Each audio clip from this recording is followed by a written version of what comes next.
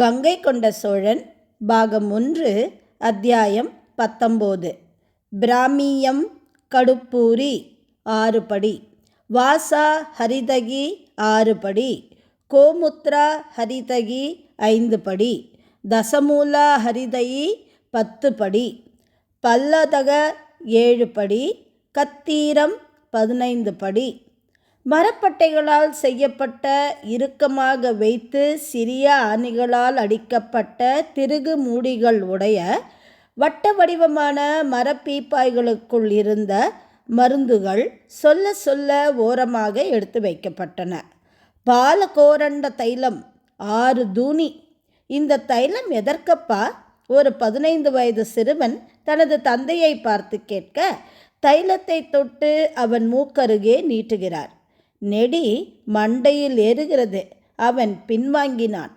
உட்கார்ந்து காலை நீட்டு என்று சொல்ல, அவன் உட்கார்ந்து அப்பாவின் எதிரே காலை நீட்டினான். உள்ளங்காலிலே வைத்து வேகமாக தடவி கணுக்காலில் தடவினார். மனுஷனாக பிறந்த அத்தனை பேருக்கும் கால்வலி இருக்கத்தான் செய்யும். உடம்பில் இருக்கும் எல்லா அவயங்களுக்கும் காலுக்குத்தான் வேலை அதிகம். ஒன்று நிற்க வேண்டும், இல்லை நடக்க வேண்டும். எந்த நேரமும் உட்கார்ந்திருப்பது கிழவர்களால்தான் முடியும். நமக்கு முடியாது. கால் வலிக்கு மருந்து வேண்டாமா? உனக்கு கால் வலிக்குது இல்லையா? கணுக்காலில் வலி இருக்குது இல்லையா? பார், அரை நாழிகையில் வலி ஓடி போய்விடும். ஆனால் தைலம் எல்லாம் கல் சட்டியிலே இருக்கிறதே, எல்லாவற்றையும் எப்படி ஜாக்கிரதையாக கொண்டு போவது? வைக்கோல் சுத்தணுண்டா? அதுக்குத்தான் உன்னை அழைத்து வந்தது. கயிறு போல உறுதியாக திரிக்கப்பட்ட வைக்கோல் பிரியிலே மெல்ல அந்த கல் சட்டிகள் சுற்றப்பட்டது. அந்த கல் சட்டிகளுக்கும் மரத்தாலான மூடி இருந்தது. அந்த மூடியிலிருந்து எண்ணெய் சிந்தாமல் இருக்க அதற்கு மேல் இன்னொரு மூடி இருந்தது. அந்த மூடியும் அசையாது இருக்க துணி வைத்து கட்டப்பட்டிருந்தது. பெரிய கூடம் போல அமைந்துள்ள அந்த வீட்டின் வாசலில் ஒரு சிறு தேர் வந்து நின்றது.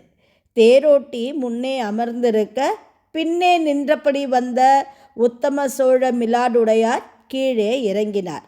அவருக்கு 60 வயது இருக்கும். ராஜராஜன் காலத்திலே படை தளபதி. பல போர்கள் கண்டவர். உடம்பு முழுவதும் விழுப்புண் கொண்டவர். அவருடைய விழுப்புண்களாலேயே அவருக்கு இரவு தூக்கம் இல்லாது போயிற்று. வெட்டுப்பட்ட இடங்களெல்லாம் தழும்பாக மாறியிருந்தும் உள்ளே வலி இருந்தது. கை கால் குடைசல் இருந்தது. எனவே அடிக்கடி மருத்துவர்களுடைய உதவியை அவர் நாட வேண்டியிருந்தது. மருத்துவர்களோடு பழகி பழகி மருந்துகள் பற்றிய தெளிவு அவருக்கு இருந்தது. யாருக்கேனும் உடம்பு சரியில்லை என்றால் உத்தம சோழ மிலாலுடையாரை ஒரு வார்த்தை கேட்டுக்கொள்வார்கள். சோழ சேனாதிபதிகள் எப்பொழுதுமே தனித்து செயலாற்ற மாட்டார்கள்.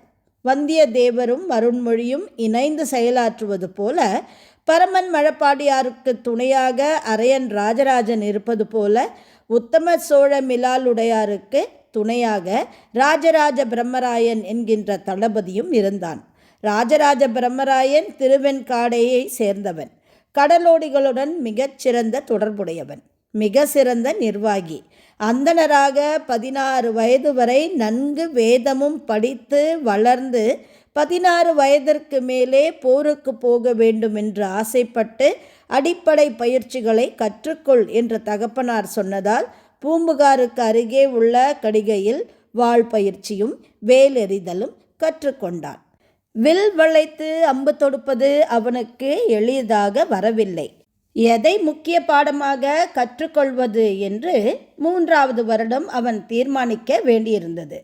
அப்பொழுது யாரை போல கற்று வைத்து கொள்ளலாம் என்று விவாதித்த பொழுது, உத்தம சோழ மிலாலுடையார் மிக நீண்ட கத்தியை இடுப்பிலே வைக்காமல் முதுகின் பின்பக்கம் சொருகி வைத்து கொள்வார் என்றும், 2 கைகளாலும் ஒரே வீச்சில் கத்தியை எடுத்து நாலாபுறமும் வீசுவார் என்றும் சொல்லப்பட்டது. சீனர்கள் அப்படிப்பட்ட கத்தியை உபயோகிப்பார்கள் என்று தெரிந்து நாகை புத்த விகாரத்தில் புத்த பிக்ஷுக்களால் அப்படிப்பட்ட கத்தி ஒன்று செய்ய சொல்லி அவர்கள் உருவாக்கி கொடுத்த கத்தியை முதுகில் தரித்தான். நாகை புத்த பிக்ஷுக்கள் எல்லா விஷயங்களிலும் மிக கெட்டிக்காரர்களாக இருந்தார்கள். மருத்துவம் செய்வதிலும் சிலைகள் செய்வதிலும் ஆயுதங்கள் செய்வதிலும் படகு வீடுவதிலும் உணவு சமைப்பதிலும் மிக உத்தமமானவர்களாக இருந்தார்கள். அவர்களை அண்டி மரியாதையாக கேட்டால் செய்து கொடுப்பார்கள். விகாரத்திற்கு ஏதேனும் நன்கொடை கொடுக்க வேண்டும் என்று கேட்பார்கள். நன்கொடை கொடுத்துவிட்டால் அந்த நன்கொடைக்கு ஏற்ப மிக சிறந்த விஷயங்கள் அவர்களிடமிருந்து வரும்.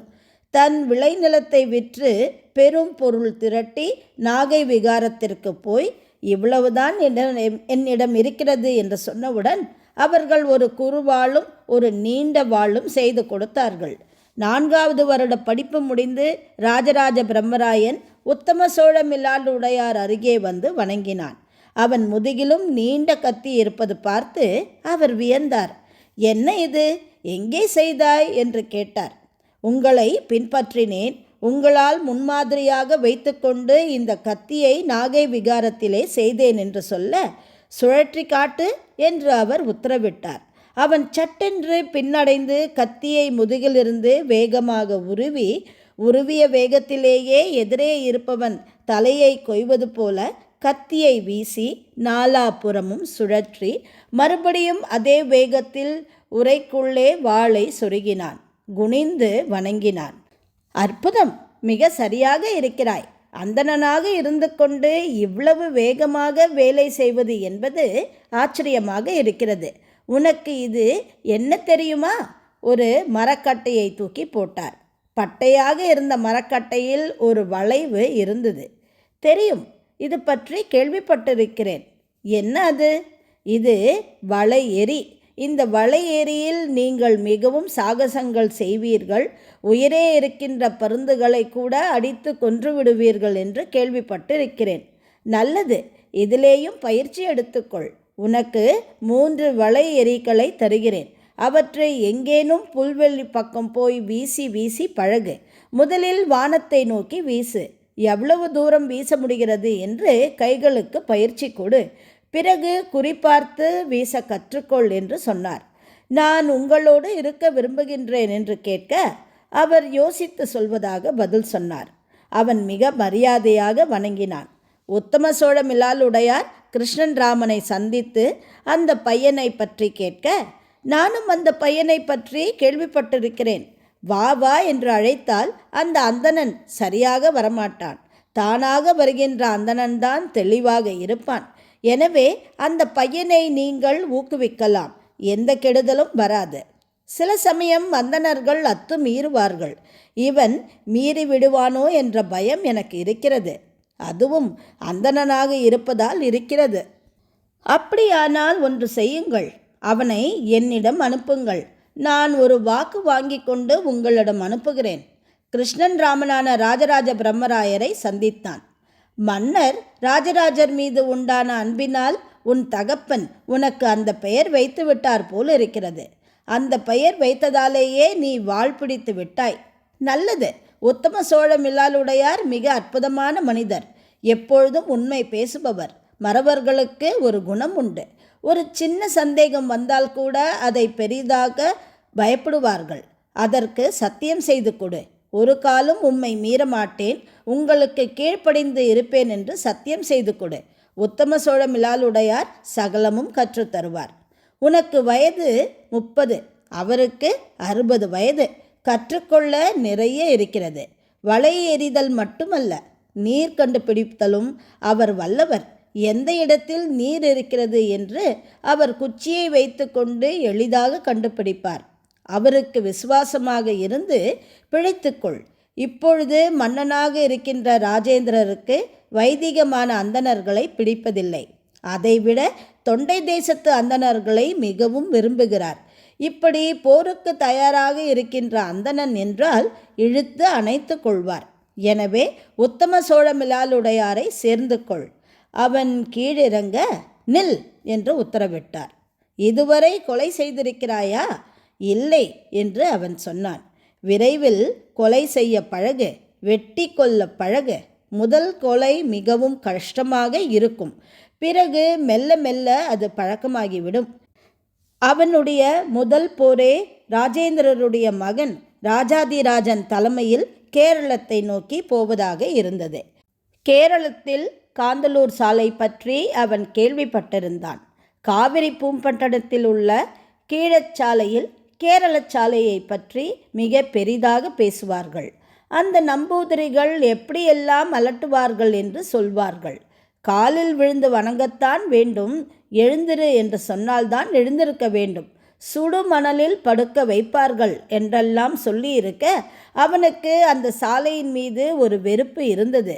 இரவு நேரம் உத்தம சோழ மிலாலுடையார் ஒரு கூடாரம் கட்டி ஒரு மரத்தடியிலே படுத்திருந்த பொழுது காந்தலூர் சாலையிலிருந்து அந்த கூடாரத்திற்கு 60 இளைஞர்கள் வந்து நெருப்பு அடித்தார்கள். எல்லோரும் சுற்றி சுற்றி வந்து தாக்கினார்கள். சரற்றென்று படுக்கையோடு மிலாலுடையாரை வெளியே எடுத்து கூடாரத்தின் தரையிலே சாய்த்தான். மெல்ல அவரை அணைத்து கொண்டு புதர் பக்கம் போனான். 2 பேரும் வேகமாக ஆயுதங்களை அணிந்து கொண்டார்கள். கவசம் தரித்து கொண்டார்கள். என்ன நடக்கிறது என்று பார்த்தார்கள். அவர்கள் சுற்றி வளைக்கப்பட்டிருக்கிறார்கள் என்று தெரிந்ததும் இந்த 2 இடத்தை அறுத்து விடுவோம் என்று அவர்களுக்கு பின்புறம் உள்ள இடத்தை காட்டினார்கள். பதுங்கி நடந்தார்கள். அரைக்கால் நாழிகையில் அந்த சக்கரத்தை உடைத்தார்கள். எழுந்து நின்று எகிரி மேலே விழுந்து கைகளால் முகத்தில் குத்த முற்பட்ட ஒரு நம்பூதிரியை பளிச்சென்று விளக்கினான். நம்பூதிரியின் கத்தியை உருவி கூசாமல் கீழே கிடந்த நம்பூதிரியின் நெஞ்சுக்குள்ளே இறக்கினான். திருகினான். இரத்தம் முகத்தில் அடித்தது. காலை முகத்தில் ஊன்றி கத்தியை உருவினான். அடுத்தபடியாக பின்பக்கம் வந்தவனை அடித்து வீழ்த்தினான். ஓங்கி ஓங்கி ஓங்கி வீசி வீசி பல நம்பூதிரிகளின் வாளையும் கைகளையும் கால்களையும் வெட்டினான். வெறி பிடித்தவன் போல தாக்கினான். வெட்ட வெட்ட இன்னும் வெட்ட வேண்டும் போல ஆசை இருந்தது. அவனுடைய வேகம் கண்டு உத்தம சோழ மிலாலுடையார் திகைத்தார். அடப்பாவி, அந்த நானி ஆடு அறுப்பது போல அறுக்கிறாயடா என்று பாராட்டினார். இருக்க தழுவினார். விடியற் காலையில் ராஜராஜன் தலைமையில் மொத்த படையும் காந்தலூர் சாலை நோக்கி ஓடிப்போய் அதை அங்கே ஒரு மூங்கில் கூட நிற்க வெட்டாது எரியூட்டியது. நம்பூதிரிகளை வரிசையாக நிற்க வைத்து விஷ அம்பு தொடுத்து கொன்றார்கள். 2 நாட்கள் தங்கியிருந்தார்கள். மெல்ல பின்வாங்கினார்கள். ஆங்காங்கே ஆள் வைத்து வந்தார்கள். பின்வாங்கிய மறுநாளே மறுபடியும் அங்கு ஓடி ஒளிந்த நம்பூதிரி கூட்டம் வந்து சேர்ந்தது என்று தெரிந்ததும் மீண்டும் ஒரே வேகத்தில் படையெடுத்தார்கள். அவர்களது வருகையை நம்பூதிரிகள் எதிர்பார்க்கவில்லை. அடித்து நொறுக்கினார்கள். எங்கே ஒளிந்து கொள்வாய்? ஒளிந்து கொண்டால் விடுவோமா என்ற பெரம்பால் அடித்தார்கள். பல பேரை கழுத்திலே சுருக்கிட்டு கொன்றார்கள். எல்லோரையும் பின்கை கட்டி கழுத்தை வெட்டி கொன்றார்கள். ராஜாதிராஜன் அவரை மெச்சி புதிய கேயூரம் அளித்தான். உபதளபதியிடமிருந்து தளபதி என்று மாறினான். ராஜேந்திர சோழனுக்கும் அவனை பற்றி சொன்னான். வலக்கை வீரர்கள் 1000 பேரை தேர்ந்தெடுத்து அவர்களுக்கு குதிரை ஏற்றம் சொல்லிக் கொடுத்து அவன் வைத்திருப்பது போலவே நீண்ட வாளை முதுகிலே பின் கட்ட சொல்லி எல்லோர் கையிலும் வளையேறி கொடுத்து தனித்த ஒரு படையை அவன் உருவாக்கினான். பல்வேறு சாகசங்களை ராஜேந்திரர் முன்பு அவர்கள் செய்து காட்டினார்கள். பரமன் மழப்பாடி வந்தியத்தேவர் போன்றவர்களை எல்லாம் விரட்டிவிடு, என்னை சுற்றி பிரம்மராயர்களே உட்கார்ந்தால் மிகவும் சந்தோஷமடைவேன் என்று ராஜேந்திரர் வேடிக்கையாக சொல்ல எல்லோரும் வாய்விட்டு சிரித்தார்கள். அவ்வளவுதானே, நான் இனிமேல் மழப்பாடி பிரம்மராயன் என்று அந்த கிழவர் வாய் திறந்து சொல்ல மறுபடியும் எல்லோரும் எகிரி சிரித்தார்கள். பூனல் போட்டு கொள்ளலாம் என்று கம்மாளர்களுக்கு கொடுத்து விட்டீர்கள், எனவே நான் பூனல் போட்டு கொள்ளக்கூடாதா? நானும் போட்டுக்கொள்ளப் போகிறேன் என்று அவர் எழுந்து நின்றார். எல்லோரும் அவர் தோள் பிடித்து உட்கார வைத்தார்கள். உயர்வு பூனல் அணிந்து கொள்வதில் இல்லை. ஒரு படையிலே புதியதாக ஒரு ஆயுதம் கொணர்ந்து அந்த ஆயுதம்தான் தான் மட்டுமே உபயோகப்படுத்தாமல் 1000 பேருக்கு கற்றுக் கொடுத்து அந்த 1000 பேரையும் ஒரு படை போல ஆக்கி வளையேறி கொடுத்து ஒரு புதிய வேகத்தை நம்முடைய சேனைக்கு ராஜராஜ பிரம்மராயன் செய்திருக்கிறான். இதுதான் சாமர்த்தியம், இதுதான் புதிய முயற்சி, இதுதான் விவேகம். இந்த விவேகத்திற்காகத்தான் நான் பிரம்மராயர்கள் வேண்டும் என்று சொல்கிறேன். நான் சீற்றம் அடைந்தாலும் நமது அருண்மொழி பதறுவதில்லை. என்னை எதிர்த்து திடமாக நிற்பான். அப்படி இருப்பவரை நான் விரும்புகின்றேன். ராஜராஜ பிரம்மராயனுக்கும் தனித்த வீடும் மெய்க்காவல் படையும் தங்க கேயுரங்களும் முத்திரை மோதிரமும் பிரம்பினால் அடித்து தண்டனை கொடுக்கக்கூடிய உரிமையும் அரசாங்க பணத்தில் இருந்து 50 கழஞ்சிகள் வரை எடுத்து அவசரத்திற்கு செலவு செய்து கொள்ளவும் அனுமதியின்றி புதிய குதிரைகள் 100 வாங்கவும் நான் உரிமை அளிக்கிறேன். என் தந்தையின் பெயர் கொண்டிருப்பதால் ராஜராஜா இங்கு வா என்று அழைப்பது எனக்கு சிரமமாக இருக்கும். எனவே திருவெண்காட்டு நம்பி என அழைப்பேன். நம்பி என்னை நம்பி வரவேண்டும் என்று சொல்ல மறுபடியும் சபை சிரித்தது. திருவெண்காட்டு நம்பி வாழ்க என்று உரக்க குரல் கொடுத்தது. அவன் ராஜேந்திரருக்கு மட்டும் திருவெண்காட்டு நம்பி ஆனான். மற்றபடிக்கு எல்லோரும் அவனை ராஜராஜ பிரம்மராயன் என்றுதான் அழைத்தார்கள். உத்தம சோழ மிலாலுடையாருக்கு மருத்துவம் செய்ய முயற்சி செய்து அவனும் பல மருந்துகள் பெயரை கற்றான். உடல் வலிக்காமல் இருப்பதற்கு என்ன உட்கொள்ள வேண்டும், என்ன தடவ வேண்டும் என்று தெரிந்து கொண்டான். மிலாலுடையாரை கோமணம் மட்டும் கட்ட சொல்லி கால்களில் தைலம் தடவி வேகமாக உருவிவிட அவர் அயர்ந்து தூங்குவார். அவருடைய கால்வலி பாதிக்கும் மேல் குறைந்ததற்கு ராஜராஜ பிரம்மராயனே காரணம். அந்த அன்பு மிலாலுடையாரின் ஒவ்வொரு பேச்சிலும் தெரிக்கும். தற்கொலை செய்து கொள்ளலாமா என்ற அளவிற்கு கால்வலி இருந்தது. நல்ல வேளை இந்த பிள்ளையாண்டன் காப்பாற்றி விட்டான்.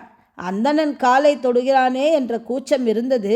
கண்மூடி படுத்திருக்கும் பொழுது காலை தொடுவது அந்தணன் அல்ல, என் பிள்ளை என்ற ஒரு பாசமே இவன் மீது வந்துவிட்டது என்று கண்களிலே நீர் துளிக்க சொல்வார். ராஜராஜ பிரம்மராயன் கை கட்டி அமைதியாக நிற்பான்.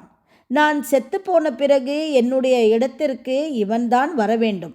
அந்த பதவியை இவன்தான் வகிக்க வேண்டும். இது என்னுடைய ஆசை. இதை நான் ராஜேந்திரரிடம் சொல்லப் போகிறேன் என்று ஒரு முறை சொல்ல, வேண்டாம் ஐயா, நாம் 2 பேரும் ஒன்றாக செத்துப்போவோம் என்று ராஜராஜ பிரம்மராயன் சொல்ல சுற்றி இருந்தவர்கள் திகைத்தார்கள். என்னடா 30 தானே, சாவு பற்றி இப்பொழுதே என்ன பேச்சு? அவர் ஆதுரத்தோடு குமரினார். நீங்கள் பிள்ளை என்று என்னை சொன்னீர்கள் அல்லவா, அந்த க்ஷணம் முதற்கொண்டே உங்களை தகப்பனாக நான் வரித்து விட்டேன். என் தகப்பனாரின் முகமே எனக்கு மறந்து போயிற்று. அவரும் என்னை தண்ணீர் தெளித்து விட்டு விட்டார். என் மனைவி என்னோடு வரமாட்டேன், என் பிள்ளை வைதிகத்திற்குத்தான் என்று சொல்லிவிட்டாள். தஞ்சையிலே வந்து குடித்தனம் செய்வது அவளுக்கு பயமாக இருக்கிறதாம். ஒரு கிராமத்தின் அமைதியை தஞ்சையில் கிடையாதாம். எனவே வர மறுக்கிறாள். இது எனக்கும் நிம்மதியாக போயிற்று. ராஜராஜ பிரம்மராயன் கொஞ்சம் கவலை தோய்ந்த குரலிலே பேசினார். அதனால் என்ன, இப்பொழுதுதான் கிளி மாதிரி கிடைத்திருக்கிறாளேடா என்று வாய் திறந்து அவன் மனைவியை பாராட்டினார். பிரகதீஸ்வரர் கோவிலில் நடனமாடிக்கொண்டிருந்த சோழர் குல சுந்தரியை அவன் திருமணம் செய்து கொண்டான். சோழர் குல சுந்தரி அதற்கு பிறகு நடனமாடுவதை விட்டு விட்டாள். அவளுக்கு கிடைக்க வேண்டிய ஒரு பங்கை புதிதாக வந்த ஒரு நடன பெண்மணிக்கு மாற்றி விட்டாள். வெறும் பதிகம் மட்டும் பாடுகின்ற உரிமையை பெற்றாள். அந்த பதிகத்திற்கும் அவள் காசு வாங்குவதில்லை. கை நிறைய புருஷன் காசு சம்பாதிக்கும் பொழுது எனக்கெதற்கு இந்த காசு? ஆனால் பெருவுடையாரின் மாலை மட்டும் எனக்கு மாதத்திற்கு ஒரு முறை என்னுடைய பிறந்த நட்சத்திரத்தின் போது தர வேண்டும் என்று கேட்டு வாங்கி கொண்டாள். அவள் பதிகம் பாடும் அழகில் பல பேர் சொக்கினார்கள். சோழர் குல சுந்தரிக்கும் ராஜராஜ பிரம்மராயனுக்கும் ஒரு மகன் பிறந்தான். உருவிய பிரம்பு போல மெல்லியதாக இருந்தான். என்னவாக வேண்டும்? போர் பயிற்சி எடுத்துக்கொள்கிறாயா என்று ராஜராஜ பிரம்மராயன் கேட்டபொழுது அவன் வேண்டாம் என்று மறுத்துவிட்டான். நீங்கள் மருந்து அரைப்பதையும் மிலாலுடையாருக்கு கால் பிடித்து விடுவதையும் எண்ணெய் தேய்ப்பதையும் பார்த்திருக்கிறேன். எனக்கு மருத்துவனாக வர வேண்டும் என்ற ஆசை. நீங்கள் படையெடுத்து போகும்பொழுது நானும் வரவேண்டும் என்பது ஆசை என்று உற்சாகமாக சொன்னான். அப்பனும் அம்மையும் திகைத்தார்கள். நன்றாக இருக்கிறதே இவன் பேசுவது என்று ராஜராஜ பிரம்மராயன் வியந்தான். கிருஷ்ணன் ராமனிடம் போய் கேட்டான். நல்ல விஷயம், அவனுக்கு பிடித்த விஷயத்திலேயே விடு. ஒரு அந்தணன் வைத்தியனாகவும் வர வேண்டும். அது எல்லா நேரமும் சோழ தேசத்திற்கு செய்கின்ற தொண்டு. வெறும் போர்வீரனாக மட்டும் இருந்தால் யுத்தத்தில் மட்டுமே தன் தலையை காட்ட வேண்டும். ஆனால் இங்கே எல்லோருக்கும் எல்லா மக்களுக்கும் அவன் உதவியாக இருப்பான். நீ கொடுத்து வைத்தவன், நல்ல பிள்ளையை பெற்றிருக்கிறாய் என்று வாழ்த்தினார். தஞ்சையில் உள்ள தலை சிறந்த மருத்துவருக்கு ஓலை அனுப்பினார். அந்த ஓலையை அவரிடம் கொடுத்து காலிலே விழுந்து வணங்கினார். மெத்த மகிழ்ச்சி, நீ அந்தன பிள்ளை, உனக்கென்று சில விஷயங்கள் இருக்கின்றன, அதை தவறாது செய்து வா. மூச்சு பயிற்சியும் காயத்ரி ஜபமும் அக்னியோத்திரமும் தினம் நீ செய்த பிறகுதான் இந்த இடத்திற்குள் படியேற வேண்டும். ஒரு நாளும் தவறக்கூடாது என்று அவனுக்கு கட்டளையிட்டார். அவன் சரி என்று ஏற்றுக்கொண்டான். விடியற்காலையில் இந்த 3 வேலைகளையும் முடித்துவிட்டு அவன் அவரிடம் வந்து உட்கார்ந்து கொள்ள கழுவத்தில் மருந்தை பொடித்து போட்டு நீர் விட்டு அரைக்க சொல்லிக் கொடுத்தார். கிட்டத்தட்ட 3 வருடங்கள் அவன் அரைத்தபடியே இருந்தான். அவனுடைய கைகளும் கழுத்தும் இடுப்பும் முதுகும் விரிவடைந்தன. தேனில் ஊற வைத்த நெல்லிக்காயை தினமும் அவருக்கு கொடுத்தார். அது அவனை சுறுசுறுப்பாக்கிற்று. அவன் நுரையீரலை வளமாக்கிற்று. இரத்த ஓட்டத்தை அதிகமாக்கியது. கை கட்டை விரல் நகத்தை வளர்த்து கொள். அந்த நகத்தால் உடம்பின் சில இடங்களில் அழுத்தி நரம்பை நசுக்கி இரத்த ஓட்டத்தை நிறுத்தி பிறகு விட்டால் வேகமாக இரத்த ஓட்டம் பாயும். அந்த இரத்த ஓட்டம் பல விஷயங்களை சீர் செய்யும். அதை கற்றுக்கொள் என்று சொல்லி உடம்பில் நரம்புகள் ஓடும் பாகங்களை அவனுக்கு சொல்லிக் கொடுத்தார். 1 வருடத்தில் அந்த விஷயத்தை அற்புதமாக அவன் கற்றுக்கொண்டான். கர்ப்பிணி பெண்களின் நாடி பிடித்து பார்க்க அவன் உள்ளுக்குள்ளே இருக்கின்ற குழந்தையின் அமைப்பை சொல்லி விடுவான். பட்டு போட்டு பெண்களுக்கு நாடி வைத்தியம் செய் என்று அவர் குருநாதர் சொன்னார். எதற்கு பட்டு போட வேண்டும் என்று அவன் கேட்டான். சிலரை நாம் தொடக்கூடாதல்லவா என்று அவர் பதில் சொல்ல, அப்படி ஒன்றும் இல்லை, தீண்டத்தகாதவர் என்று யாருமே இல்லை, எல்லோரும் மனிதர்கள். எனக்கு உடம்புதான் முக்கியமே தவிர மனிதனுடைய குணமோ மற்ற ஆசாபாசங்களோ முக்கியமில்லை. என்னிடம் வருகின்ற நோயுற்றவரின் உடம்பு மட்டுமே என் கண்ணிலே தெரிகிறது. அவர் பதவியும் அவர் ஜாதியும் என் கண்களுக்கு தென்படாது என்று அவன் தீர்மானமாக சொன்னான்.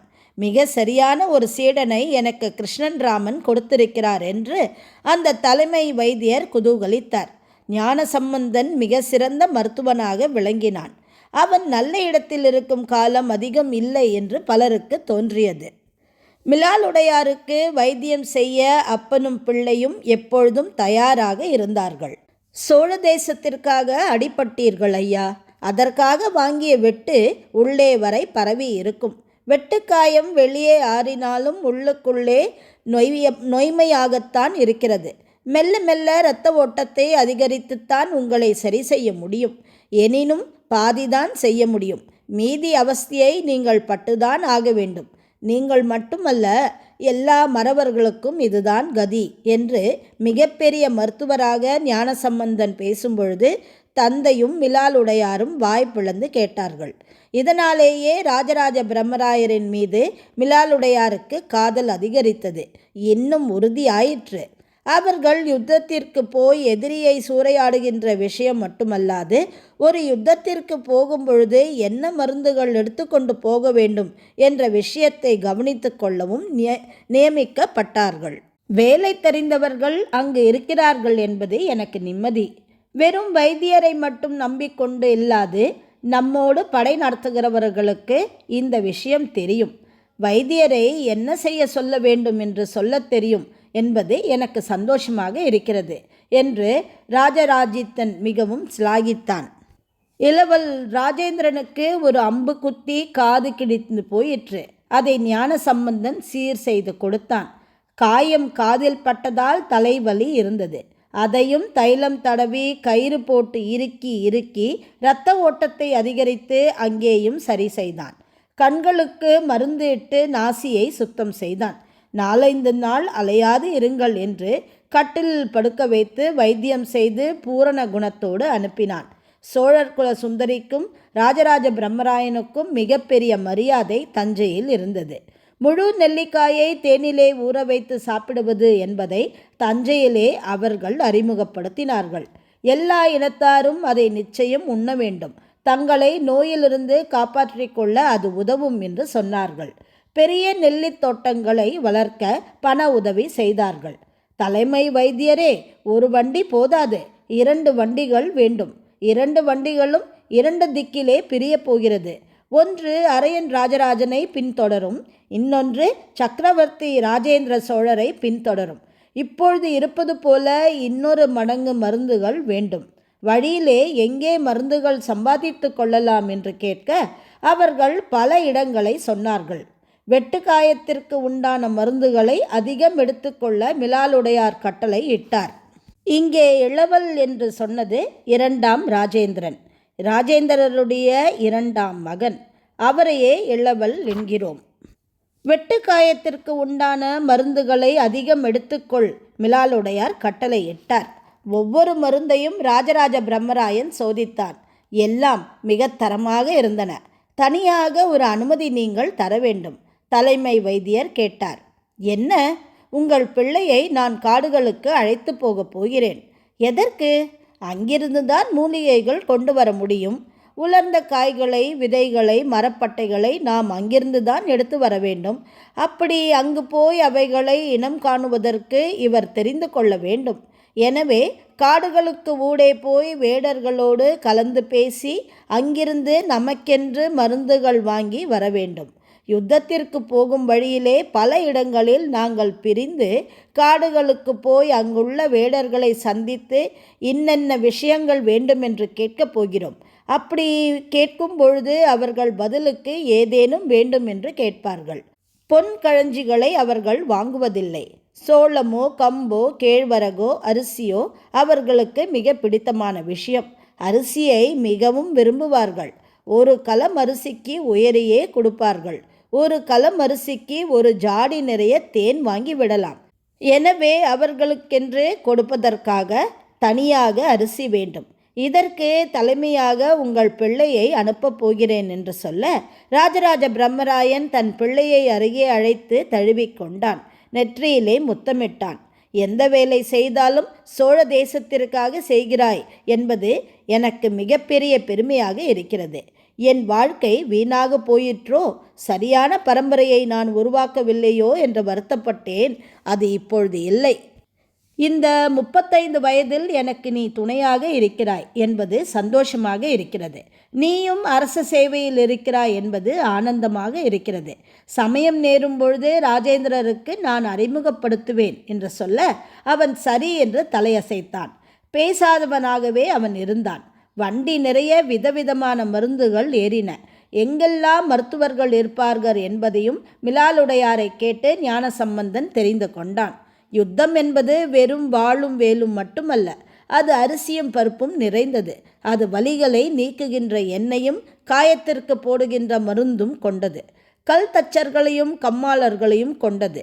போருக்கு போய் அங்கு கோட்டை கதவுகளை இடித்து உடைத்து பிறகு அதை சரி செய்ய கொத்தனார்களையும் கொண்டது. புறவிக்கு முதுகு தேய்த்துவிட்டு புல் புடுங்கி போடுகின்ற பஞ்சமர்களையும் கொண்டது.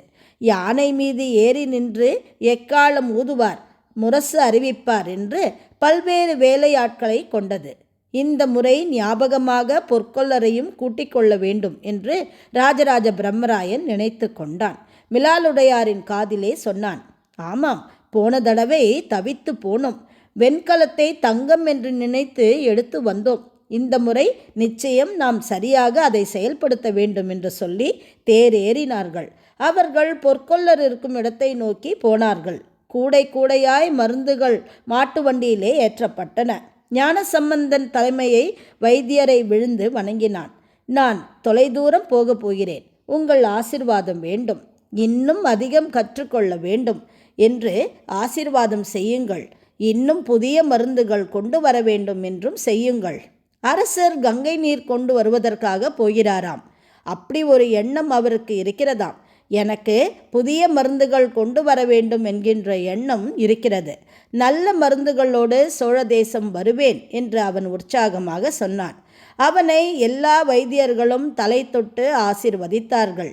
ஜாதி மாறாமல் திருமணம் செய்து கொள்வது ஒரு விஷயம், ஜாதி மாறி திருமணம் செய்து கொள்வது ஒரு விஷயம். வெவ்வேறு ஜாதியினருடைய கல்பமாக பிறந்த பிள்ளை மிக செழிப்பாகவும் சிறப்பாகவும் திடமாகவும் இருக்கிறது என்று நம்பினார்கள்.